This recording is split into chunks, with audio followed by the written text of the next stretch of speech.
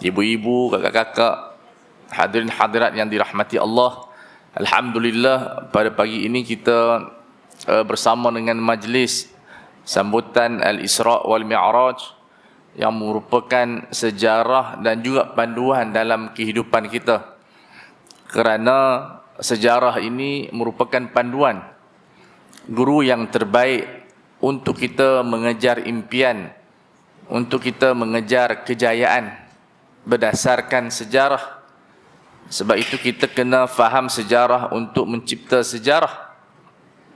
Sejarah adalah perkara yang mengembangkan minda kita. Seperti Al-Imam Asy-Syafi'i rahimahullah menyatakan, "Man 'alima at-tarikh izdada 'aqluh." Siapa yang faham sejarah akan pintar akalnya.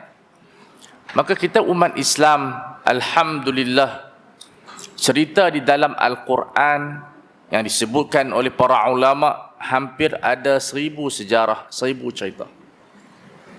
Maknanya cerita ni terlampau banyak dalam Al-Quran, ratusan, yang kita boleh pelajari dan kita boleh jadikan ia sebagai satu pedoman dalam kehidupan kita.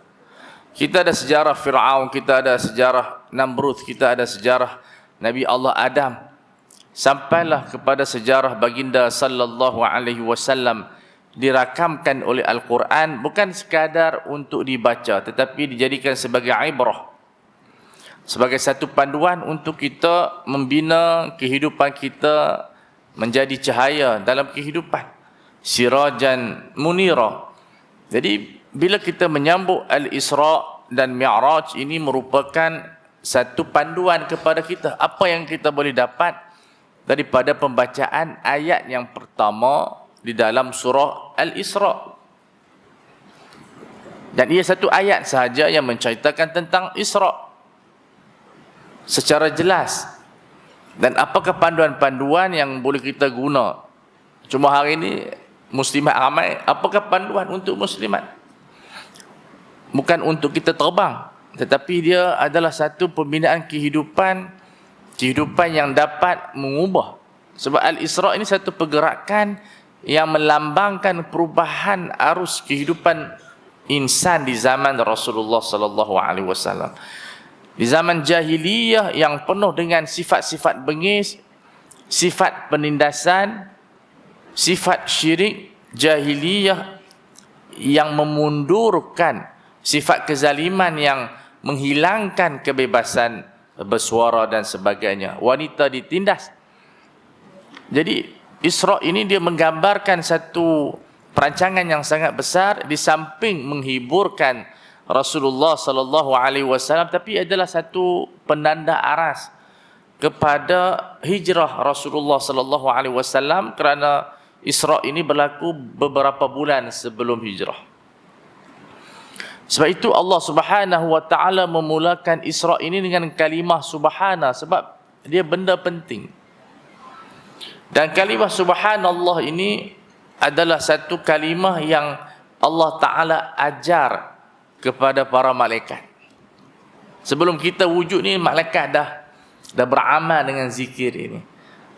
Kalimah yang disebut oleh Rasulullah sallallahu alaihi wasallam dalam Sahih Al-Bukhari, riwayat Bukhari, hadis yang terakhir dalam Sahih Bukhari, kalimatani habibatani ila rahman, khafifatani fil lisan, thaqilatani fil mizan. Khafifatani ala lisan, thaqilatani fil mizan. Subhanallahi wa bihamdihi, subhanallahil azim. Kalimah yang paling ringan tetapi disukai oleh Allah Azza wa Jalla, dan timbangannya sangat berat, tapi ramai yang tidak melakukan. Kalimah ini kalimah keramat, kerana kalau kita tidak menyebut pun Allah Ta'ala memuji dirinya. Sebab itu pujian ini adalah perkara yang asas dalam kehidupan kita untuk disandarkan kepada Allah, untuk membersihkan Allah daripada kalimah ataupun perkara-perkara yang melemahkan sifat-sifat Allah. Dan sesuai dengan peristiwa Isra'. Karena kalau tidak diletakkan kalimah ni, sebab peristiwa ni besar, orang tak percaya. Sebab yang nak bawa ni Tuhan. Sebab itu kita mesti selalu melazimi subhanallah wa bihamdihi subhanallahil azim. Sedikit pun tak apa, tapi hari-hari itu ada subhanallah. Di dalam peristiwa Sayyidatuna Fatimah radhiyallahu taala anha, beliau adalah isteri kepada Sayyidina Ali radhiyallahu taala anhu. Beliau suri rumah, dia buat kerja dapur. Orang kata apa, tepung tu diuli sampai keras tangan dia. Jadi satu ketika Fatimah dengar kata Rasulullah ada lebihan hamba-hamba sahaya yang ada dalam tawanan perang. Maka dia ingin meminta seorang bantu dia kerja di dapur. Maka Sayyidatuna Fatimah pergi bertemu dengan Rasulullah sallallahu alaihi wasallam, minta satu hamba sahaya pembantu. Rasulullah tidak melarang, cuma kata Rasulullah, kalau kamu mengamalkan tasbih 33 kali subhanallah subhanallah subhanallah dan tahmid 33 kali dan bertahlil 33 kali, itu lebih baik daripada kamu minta seorang hamba. Tapi bukan makna dia salah, cuma nak menunjukkan ketinggian maqam. Orang yang hebat seperti Sayyidina Fatimah dilatih oleh Rasulullah untuk tidak mementingkan habuan dirinya. Maka Sayyidina Fatimah tidak jadi mengambil seorang hamba yang membantunya. Ini tidaklah melarang kita ambil orang gaji, tetapi nak menunjukkan besarnya kalimah subhanallah itu sehingga Sayyidina Fatimah tak jadi ambil orang gaji. Ini maqam. Kerana kalimah ini kalimah keramat. Dan kita sering lupa. Kerana Tuhan suka bila kita sebut kalimah subhanallah, ialah kalimatu tanzih, membersihkan Allah daripada segala sifat lemah. Sifat-sifat makhluk yang ada dalam bayangan musyrikin dibuang dengan menyebut kalimah subhanallah. Dan tasbih ini di dalam Al-Quran datang dalam bentuk 4 wajah ataupun dalam 4 sifat ataupun 4 sebutan. Yang pertama yang kita sebut ini subhanalladzi asra bi'abdihi. Kemudian disebut dalam bentuk past tense yang lepas, sabbaha lillahi ma fis samawati wa ma fil ard. Makna sebelum kita hidup dah ada makhluk-makhluk yang bertasbih kepada Allah. Kemudian disebut dalam bentuk present tense dan future. Makna dia sekarang dan pada masa akan datang berterusan orang akan bertasbih kepada Allah. Kalau tak manusia, makhluk lain. Yusabbihu lillahi ma fis samawati wa ma fil ard. Dan yang keempat dalam bentuk arahan Allah. Sabbihisma rabbikal a'la alladhi khalaqa fasawwa walladhi qaddara fahada. Nak menunjukkan kalimat tasbih ini sangat penting. Allah Ta'ala yang membersihkan dirinya dan semua makhluk sebelum manusia dicipta sudah ada orang yang bertasbih, dan itu malaikat yang disebut dalam surah Al-Baqarah. Wa idh qala rabbuka lil malaikati inni ja'ilun fil ardi khalifah qalu ataj'alu fiha man yufsidu fiha wa yasfiku ad-dima'a wa nahnu nusabbihu bihamdi. Nusabbih. Malaikat sebelum dicipta Nabi Adam ini dah bertasbih kepada Allah. Itu zikir para malaikat. Jadi bila kita mengamalkan subhanallah wa bihamdihi subhanallahil azim, kita bersama yang para malaikat bertasbih memuji Allah, mengagungkan Allah. Inilah makna ubudiyah. Sebab itu diiringkan dengan subhanalladzi asra bi'abdihi. Kerana kalimah tasbih ini sesuai dicantumkan ataupun diikat dengan kalimah hamba. Siapa yang sesuai memuji Tuhan? Iaitu al-abdu. Gelaran yang diberikan kepada Rasulullah sallallahu alaihi wasallam. Maqam yang paling tinggi adalah maqam al-ubudiyah. Al-abdu. Kalau kita jadi hamba dan kita rasa kita ini hamba, itu maqam yang tinggi. Itu kedudukan yang paling disukai oleh Allah. Wa ibadur rahman alladhina yamshuna 'alal ardi hauna. Hamba-hamba Allah ini berjalan di muka bumi ini dengan tawadhu. Allah puji golongan hamba ini. Pangkat di sisi Allah tidak ada makna. Baik kamu pemerintah, baik kamu Perdana Menteri, baik kamu orang biasa, sama di sisi Allah. Seperti kata Rabi'ah Adawiyah, idza sahha minkal wuddu fal kullu hayyinu wa faqa kulli turabi turabu. Kalau kamu betul-betul cinta kepada Allah, semua manusia sama. Tapi bukanlah menafikan penghormatan, kena hormat, tapi sama saja kita. Karena di atas tanah adalah tanah. Ini merupakan agenda Rasulullah untuk kita memperhambakan diri kepada Allah. Dan apabila kita memperhambakan diri kepada Allah, ada nilai kebebasan. Karena ibu bapa tak dapat memperhambakan anak dia. Suami tidak boleh memperhambakan isterinya. Bos tak boleh memperhambakan orang bawahannya. Pemimpin tidak boleh memperhambakan rakyatnya kerana kita hamba Allah. Tetapi kalau kita menjadi hamba manusia, itu adalah satu penghinaan. Kita tidak boleh menghina diri.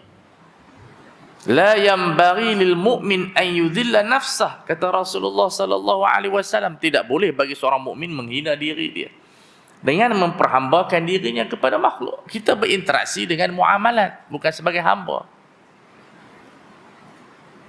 Kita berinteraksi dengan kasih sayang, bukan kita ni hamba kepada seseorang. Maka kalimah hamba ini yang menyebabkan Rasulullah diangkat. Sebab itu diceritakan dalam hadis, datang satu ketika malaikat Jibril bertemu dengan Rasulullah sallallahu alaihi wasallam dan memberi pilihan untuk menjadi nabi, raja ataupun nabi hamba. Nak jadi macam Nabi Sulaiman ke nak jadi macam sekarang ni, duduk di rumah buruk kecil. Rumah Rasulullah kita tahu kecil saja. Saiz dia. Tak ada katil, tak ada meja. Rumah kita miskin-miskin pun ada meja. Ada kat sini tak ada meja? Marah suami. Isteri lah marah suami, bukan suami marah. Rumah sebelah meja. Orang perempuan kan macam tu? Tak semualah. Di sini Masya Allah tak ada meja pun tak apa. Semua duduk kat lantai. Tapi kalau zaman sekarang ni, kalau kita pergi rumah orang miskin pun adalah meja. Rasulullah tidak miskin, tidak layak Rasulullah digelar miskin atau fakir, tapi itu pilihan Rasulullah. Sebab Rasulullah tidak pernah meminta. Dan Rasulullah tidak boleh terima sedekah, haram. Diharamkan. Dan Rasulullah tidak ada faraid, tidak boleh menerima faraid dan tidak boleh memfaraidkan. Kita berebut harta. Betul tak ibu? Suami mati, teriak asal, lepas tu tanya, apalah yang ada pada mak? Sampai masuk mahkamah. Mahkamah tu penuh kes minta faraid. Bukan salah pun minta, tapi nak cerita bagi. Itu hal kita. Jauh daripada Rasulullah. Rasulullah, Sayyidina Fatimah tak berebut-berebut, memang diharamkan kepada Fatimah. Para anbiya tidak mewarisi dan mewarisikan. Kita kadang-kadang kes di mahkamah tu ataupun di amanah raya tu kes petiah ya. Bukan apa, jealous, mungkin mak tiri. Jadi anak ni berebut apa? Petiah. Petiah 2 pintu. Di rumah pun dah ada petiah tu, bukan tak ada. Tapi hasadan, dengki tu tinggi. Kita kan ada faraid, beda masing-masing lah. Mak ambil lah 1/8 sama ada 1/3, 1/6. Isteri dapat 1/8. Anak dapat lebihan dia. Laki 2 bahagian, perempuan 1 bahagian. Kalau tak ada anak laki, pak menakan baru boleh ambil. Ni tak ada pak menakan sibuk tu dulu. Sebab kita jiwa lain. Rasulullah yang diceritakan pernah tidur sampai badan bercalak. Tak ada katil Rasul, tak ada katil. Kalau kita pergi yang ziarah makam Rasulullah, itulah besar umur Rasulullah. Rasulullah ditanam di tempat kematian Rasulullah. Jadi atas paha Sayyidatuna Aisyah. Kita tak boleh tanam di rumah. Siapa nak masuk?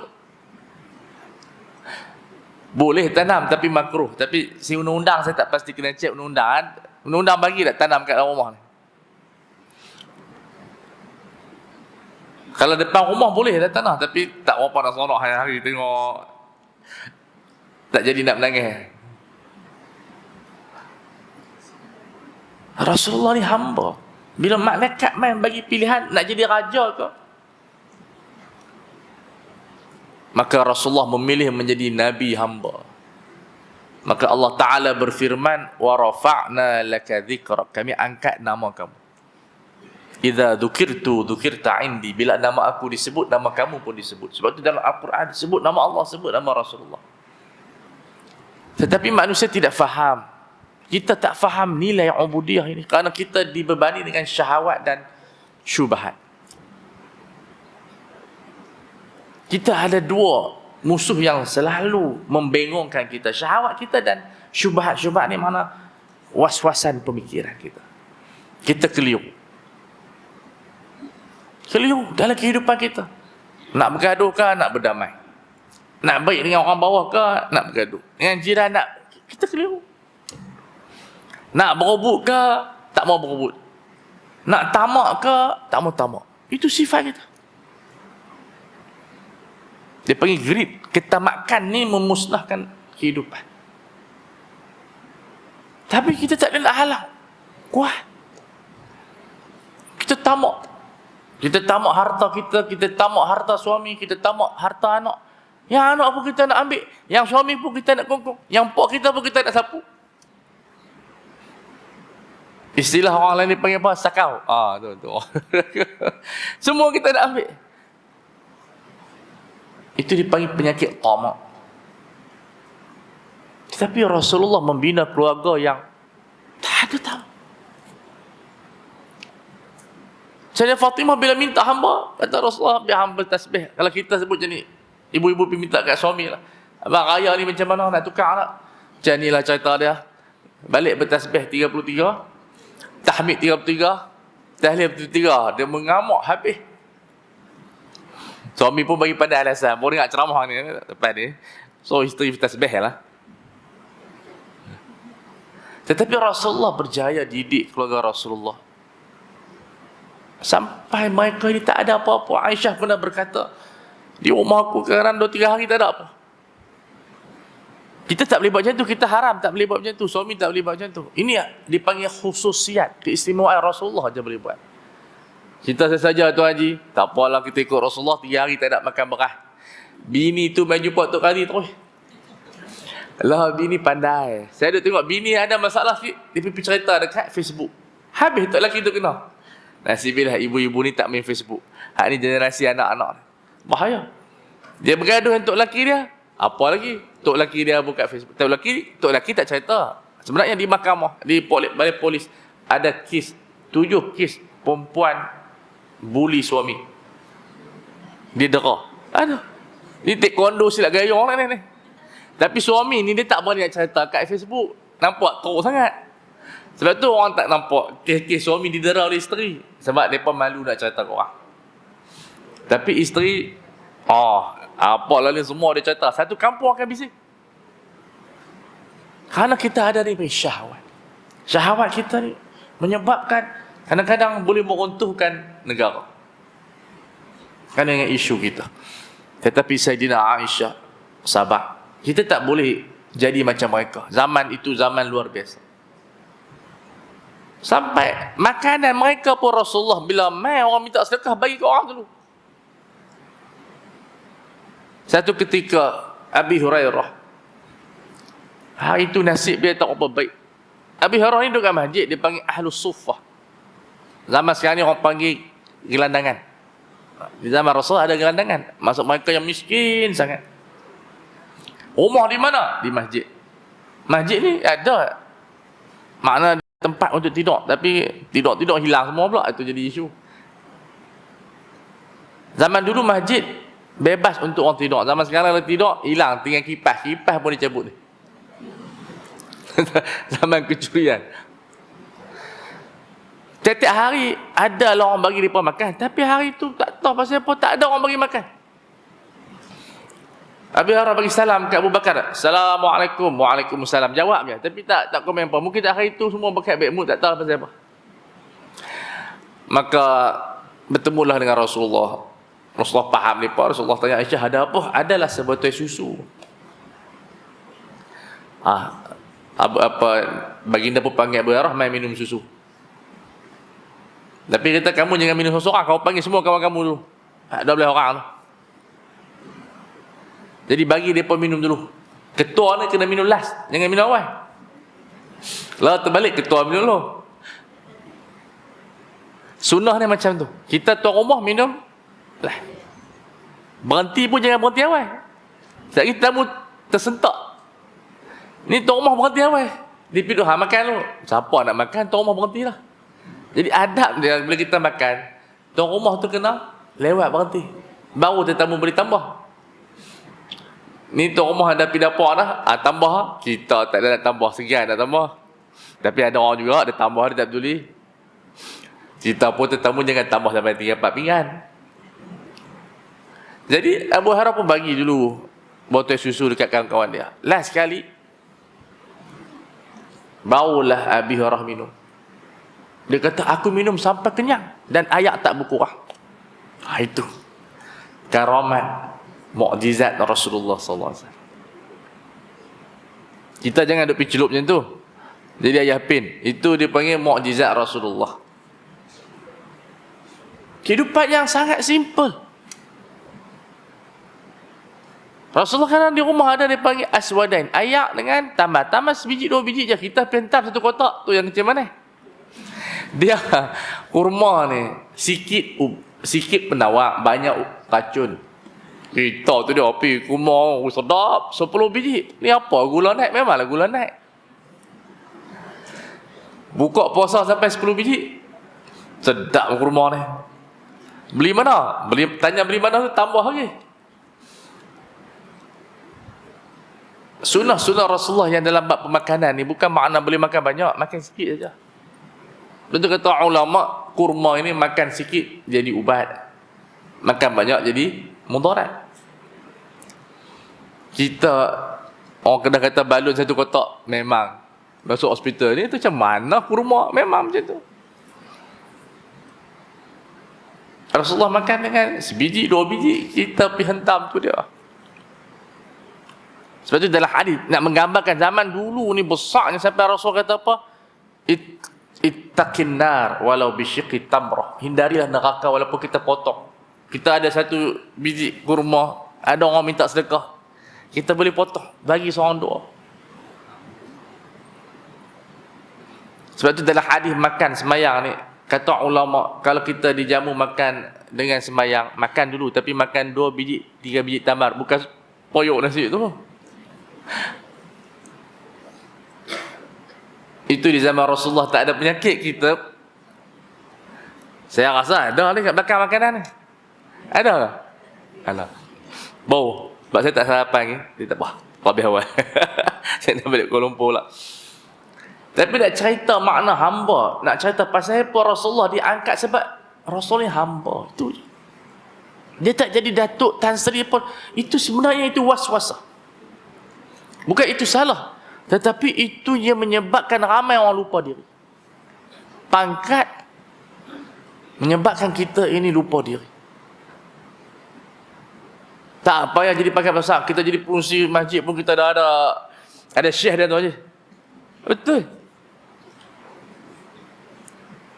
Sebab tu Rasulullah nak didik pemimpin-pemimpin disebut sayyidul qaum khadimuhum. Pemimpin kena jadi khadam, baru dia akan buang syahwat tersebut. Bukan kata pemimpin, ulama pun sama. Sebab orang duk cium tangan dia ni. Kalau sehari 100 orang cium, apa kita rasa? Kita rasa kita wali. Kita rasa kita hebat. Itu yang menjauhkan kita daripada Allah.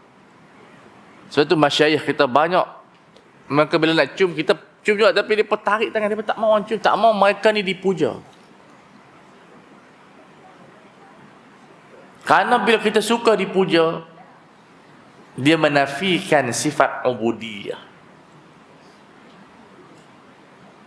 Sebab hamba ini, kata Ibnu Athaillah Sakandari dalam kitab Hikam dia.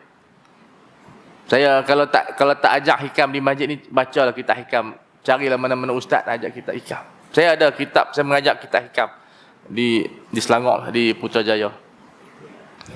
So hikam ni kitab bagaimana kita nak bina kehidupan seorang hamba. Dia kata al-'abdu yashghaluhu ats-tsana'u 'ala Allah wa yastahi idza uthniya 'alaihi. Hamba ni dia disebutkan memuji Allah, tapi bila dipuji dia malu. Kalau kita semak dari kita tak layak dipuji dengan kelemahan yang kita ada. Dengan ghaflah kita lupa kepada Allah. Hubungan kita dengan manusia tidak baik. Ini hakikat. Termasuk saya sendiri. Kita tak mampu nak bawa akhlakiyah Rasulullah kepada orang, dengan bahasa kita, dengan akhlak kita, cara makan kita, cara minum kita. Sebab itu kita jauh daripada Allah. Maka kita surah Isra' ataupun peristiwa Isra' dan Mi'raj, selain daripada kita nak cerita bab sembahyang, dah ramai orang ulas dah, tapi kita nak ulas pasal jadi hamba ini pun. Sebab Rasulullah pilih hamba, fakhtar ayyakuna nabiyyan 'abdan, yang diangkat darjat itu. Dan Allah pilih kalimah, tidak disebut nabi, tidak disebut rasul, tapi disebut al-'abdu. Asra bi'abdihi. Kerana kata ulama, al-'abdu ini diambil daripada ubudiyah, perhambaan. Tunduk dan patuh kepada Allah. Di sisi manusia lain, timbangan manusia kita kena tunjuk hebat baru kita naik. Tapi di sisi Tuhan tidak. Tuhan tidak suka orang yang sombong. Sebab itu kata ulama tasawuf disebut tahaqqaq. Pastikan jadi hamba. Allah Ta'ala akan bagi kelebihan. Innama sadaqatu lil fuqara. Sedekah ni untuk fakir. Jadi bila Allah nak bagi sedekahnya, Allah pilih fuqara. Allah tidak pilih aghnia. Bukan makna fuqara ni tak ada duit. Fuqara makna jiwa hamba. Mungkin orang kaya lebih fakir daripada orang miskin yang takabur. Karena takabur ini sifat yang paling mudah dimiliki oleh manusia. Budak-budak boleh sombong, pemimpin boleh sombong, ustaz boleh sombong, anak murid boleh sombong, suami boleh sombong, isteri boleh sombong. Selalu isteri kita suami sombong, dia tak pasal dia sombong. Orang miskin boleh sombong, pegawai boleh sombong, semua orang boleh sombong. Tetapi tawaduk, hanya orang tertentu boleh hiasi sifat dia. Satu sombong sifat yang mudah. Budak-budak kecil umur 2 tahun boleh sombong. Dia ada permainan yang lebih hebat, dia sombong dengan sepupu dia. Kita boleh tengok sifat gitu. Dia ada rupa comel sikit dia. Dia tengok orang miskin dia dah. Sebab si sombong ni ada dalam jiwa kita. Dia tak terkeluar, cuma kita kena lawan. Tapi budak-budak tak apalah. Tapi bila kita sama-sama jiran, ada watak-watak sombong. Kita bagi salam tak jawab, tak mau berinteraksi, tak mau senyum, paling kurang senyum. Walau antalqa akhaka biwajhin taliq. Cukup dengan sekadar senyuman. Senyuman pun tak mau. Nah, ini menafikan sifat ubudiyah. Maka Rasulullah dipilih oleh Allah kerana telah memenuhi sifat ubudiyah yang sangat tinggi. Pernah satu ketika kita tahu Rasulullah tahajud sampai bengkak kaki. Aisyah pun heran. Ini Rasulullah dah masuk syurga, dosa pun tidak ada, apa pun tak ada, tapi buat ibadat sampai bengkak kaki. Kata Rasulullah, afala akunu abdan syakura. Oleh kerana Tuhan dah ampunkan dosa aku yang dulu, yang akan datang, eloklah aku jadi hamba yang bersyukur. Pembalasan kita kepada Allah bila kita diangkat darjat di dunia ataupun darjat agama, dia tak boleh jadi dia kena jadi abd. Dan sifat abdun ini dia ada. Asasnya adalah tawaduk. Sebab itu Rasulullah sallallahu alaihi wasallam sangat tawaduk. Datang seorang perempuan jumpa Rasulullah, dia rasa gerun. Memang Rasulullah, Allah Ta'ala campakkan dalam dirinya orang tengok takut. Bukan takut kezaliman, dia jadi haibah. Kata Rasulullah, ana akulu kama yakulul abdu. Jangan takut, aku ni makan macam orang biasa makan. Makan di atas sufrah. Luar biasa. Bayangkan insan yang sempurna ini, kehidupan dia tidak seperti raja-raja terdahulu. Sayyidina Umar pernah pergi ke Parsi. Dia tengok raja-raja, semua orang sembah. Kerusi mah besar, kita tahu kerusi raja-raja ni besar. Bila dia balik ke Madinah, dia tengok Rasulullah sandak kat masjid. Dia tengok belahlah kita, pemimpin kita. Ini bukan pemimpin biasa, Rasulullah. Kita balik tengok rumah kawan kita, pak dia tu dia rokok pun mahal. Contoh dah. Pak dia isap rokok down, sedih juga. Ada orang gaji 3-4, balik rumah tengok pak kita, Allah, sedih kita. Ini Sayyidina Umar tengok Rasulullah duduk di masjid tengah-tengah panas macam tu. Dia pun cerita perihal raja-raja di Parsi. Hebat. Umar teringin nak buat macam tu. Kata Rasulullah, mali walid dunya, apa aku dengan dunia ni? Tak ada jealous langsung.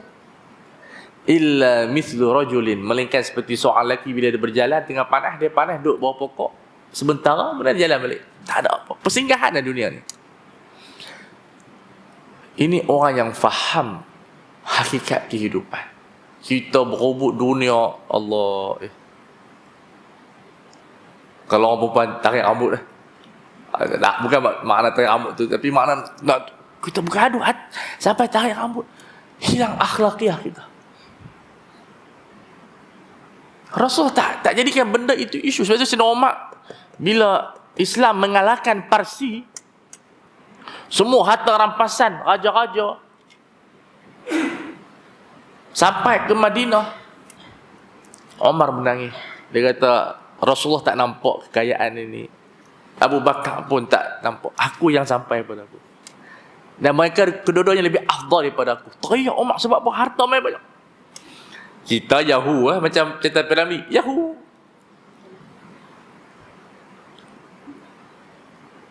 Umar menangis dan memohon kepada Allah agar dijauhkan daripada tipuan dunia. Bukan kita tak boleh ambil dunia, tapi kita nak cerita pasal apa Rasulullah maqam tinggi sangat.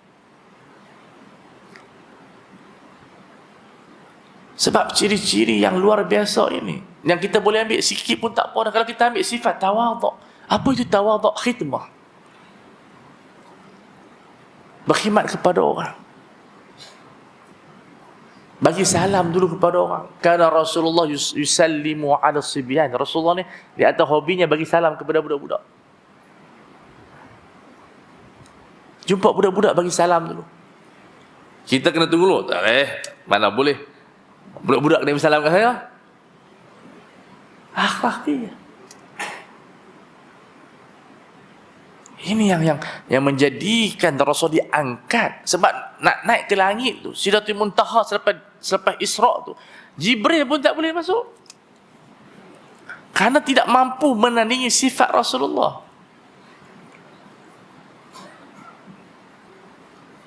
Ini yang poin yang paling penting dalam kehidupan kita, dalam yang kita boleh bawa. Kita tak boleh naik ke langit, tapi kita boleh ambil dalam peristiwa Isra' ini.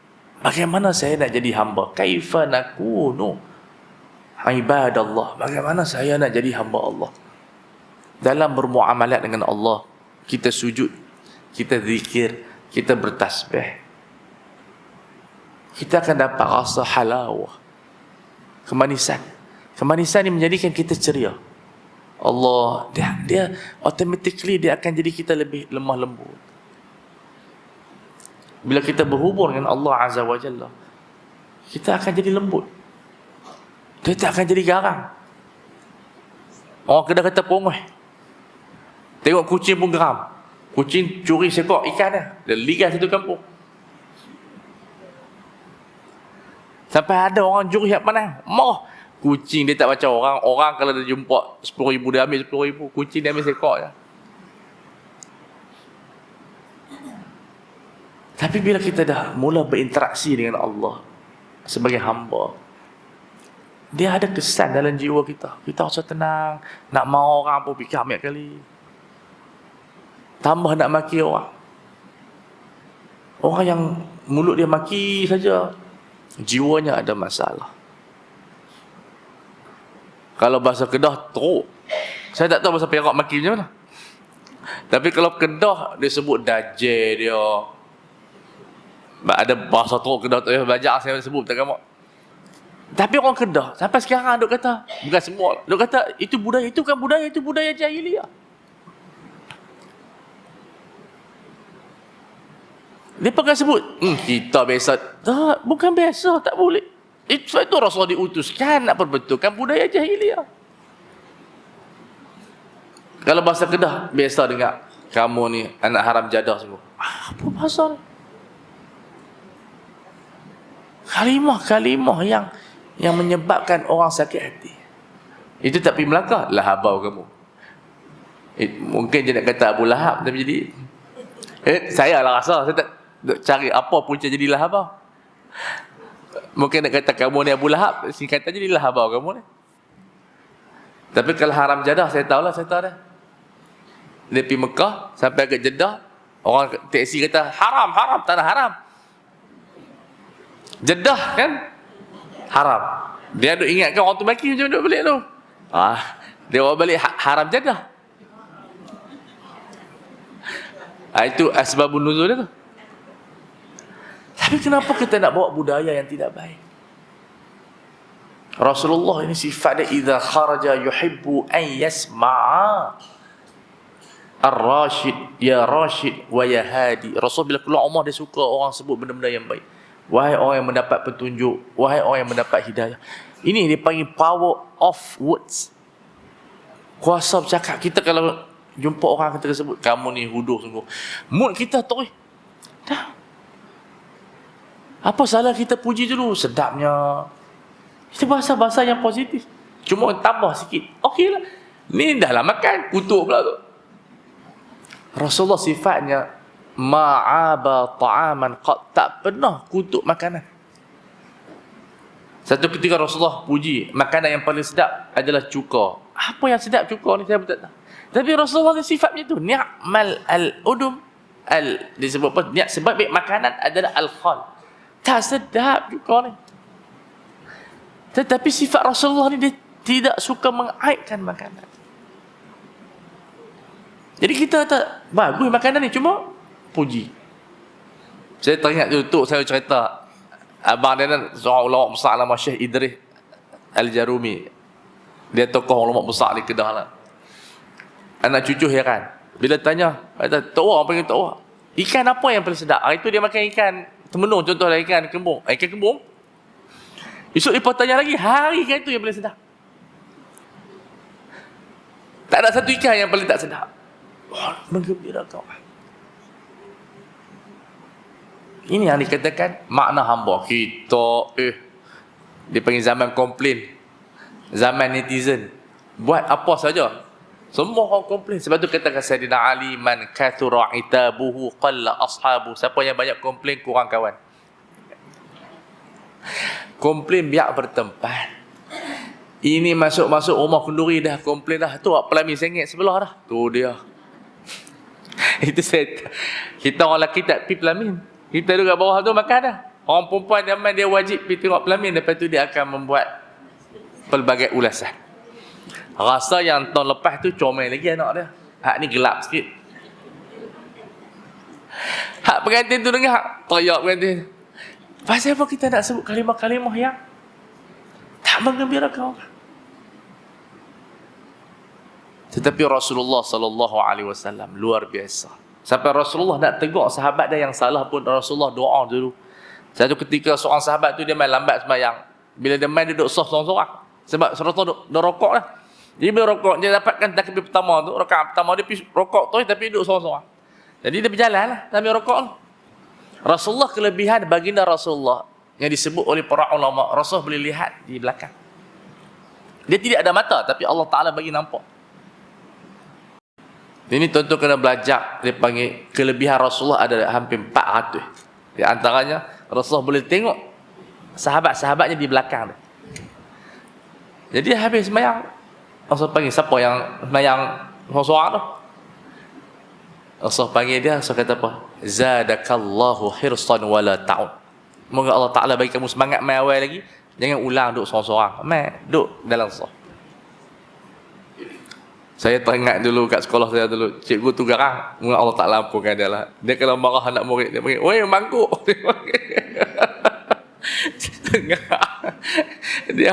Jadi dia dapat gelaran Ustaz Mangkuk. Orang dah bagi balik. Tapi betul zaman dulu kita budaya macam tu. Itu dipanggil budaya jahiliyah. Takkan panggil anak murid mangkuk. Kalau teruk dia panggil mangkuk hayun. Dan itu budaya-budaya dalam rumah. Ibu bapa panggil anak dengan panggilan-panggilan yang tak baik. Dan akhirnya pendidikan caci maki itu dia merebak. Sebab tu caci maki di kalangan Melayu susah. Hatta di kalangan orang besar. Bila mereka bercakap, kalau tak maki tu dia tak ini budaya. Dia kena jadi budaya maki. Sedangkan Rasulullah membenteras. Sedang Aisyah pernah maki seorang Yahudi. Yahudi itu kata kepada Rasulullah, "Assam alaika, matilah kamu wahai Muhammad." Aisyah dengar mengamuk. Dia kata, "Assam alaika wa ala abaika." Celakalah kamu, bapak-bapak kamu, tok-wan semua dia maki. Kata Rasulullah, "Mahlan ya Aisyah, jangan buat macam tu, lembut sikit." Rasulullah larang maki Yahudi. Bukan setakat Rasulullah larang maki Yahudi, syaitan pun Rasulullah tak pergi maki. La tasubbu syaitan. Dan hadis Abu Daud, jangan maki syaitan. Wala tasubbu di, jangan maki ayam. Wala tasubbu dahar, jangan maki zaman. Sebab ulama kata maki ni kat siapa-siapa pun tak boleh, hatta kepada binatang, hatta kepada anjing, hatta kepada khinzir. Sebab bila kita maki, kita seronok, syahwat kita puas hati, tapi orang yang dengar tu paling kurang tersentak. Dia ada bahasa di Kedah, nama dia Jebon. Bukan James Bond. Jebon ni dia binatang kecil halus, dia suka bunuh ayam. Orang KL tak tahu, dia ingat orang boleh kata Jebon, dia seronok. Aku Jebon, bukan James Bond, Jebon. Macam cerita piramid tu, siapa tu? Jebon pak, Jebon.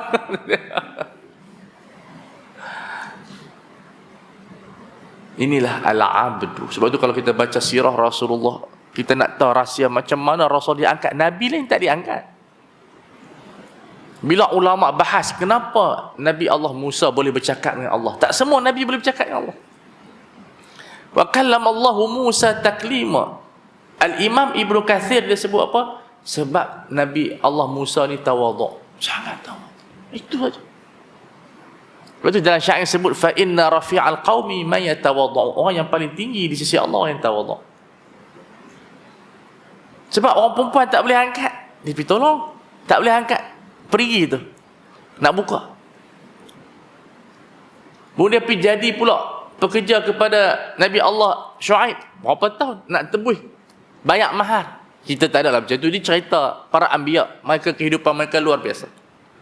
Dan kesemuanya sepakat hidup mereka mesti tawaduk. Tawaduk ni indah kerana kita boleh duduk dengan semua orang. Takabur ni tak indah sebab kita boleh duduk eksklusif dengan orang tertentu, dengan masyarakat tertentu. Takabur mengecilkan masyarakat kita, tawaduk mengembangkan. Kita jumpa orang miskin, kita beri salam, kita boleh senyum sebab kita tahu kita adalah al-abdu abdun mahma ala. Hamba ini tetap hamba walaupun dia adalah raja. War-rabbu rabbun mahma nazal. Tuhan tetap Tuhan walaupun dia turun 1/3 malam. Patut kita naik ke atas, Tuhan turun jumpa kita. Bukan turun dalam bentuk zat, jisim. Ini tawaduk. Tuhan mai turun kat kita. Bagi tawaran, siapa nak minta ampun, aku bagi. Man alladhi yastaghfiruni fa'aghfir lahu, man alladhi yas'aluni fa'u'tiya lahu. Kita kalau tuanku main kat kita, kita rasa sonok. Tuanku datang rumah lagi, kita rasa sonok. Bagi tawaran lagi, kita gambak lah kita ni, tuanku main rumah saya. Tapi tiap hari Tuhan turun kat kita. Tapi tidak dapat mengubah Tuhan jadi hamba. Tetap dia adalah Rabbun. Maka Allah Ta'ala memperjalankan Rasulullah sallallahu alaihi wasallam, hamba yang tawaduk, yang dibaling di Taif. Kita di Taif sekarang ni sejuk, seronok makan buah. Tetapi Taif itu sejarahnya Rasul dibaling batu. Tapi apa reaksi Rasulullah? Allahumma ighfir li qaumi fa innahum la ya'lamun. Ya Allah, ampunkan dosa mereka. Kita baru saja bagi salam, orang tak jawab. Bil hikmah wal maki wal hamun. Apa yang kita tak maki? Kita kena semak balik. Kalau kita ingin diangkat di sisi Allah Azza wa Jalla. Maka Rasulullah sallallahu alaihi wasallam diperjalankan dalam masa yang begitu singkat, lailan, dan terkeluar daripada sistem 24 jam. Ni sistem Tuhan yang lain. Sebab bila Rasulullah berjalan ke Palestin, naik ke langit tu, kalau Palestin naik kapal terbang sekarang ni dekat daripada Mekah 3 jam naik kapal terbang. Sebab dia 1400 km. Orang dulu berjalan sebulan. Tapi tak ada apa yang pelik, sebab yang menggerakkan Tuhan. Kapal terbang pun boleh 3 jam, kalau naik jet boleh pergi sejam. Masa yang begitu singkat, dan Rasul melihat semua peristiwa dalam masa yang singkat. Dan difardukan sembahyang ke atas kita untuk kita sering bermunajat.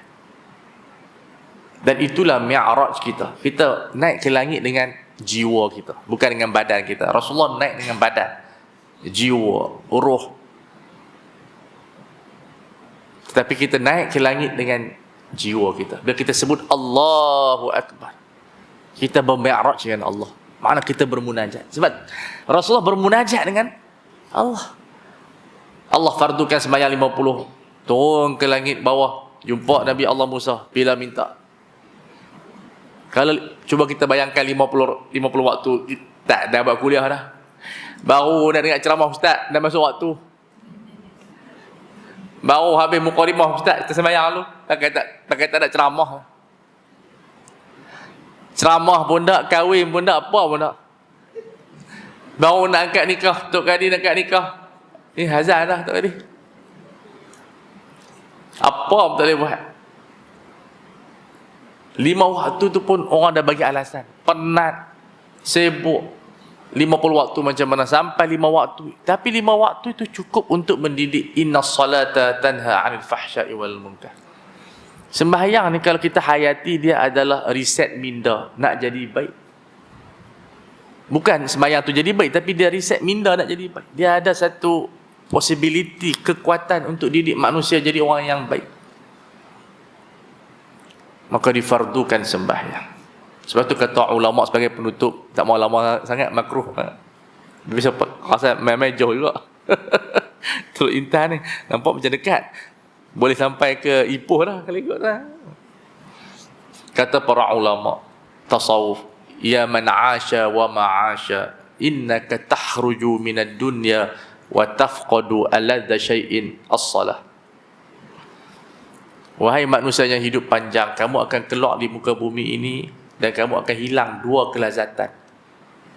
Tapi bila kita mati pun kita dapat rasa, hidup tak rasa, iaitu as-salah dan membaca Al-Quran.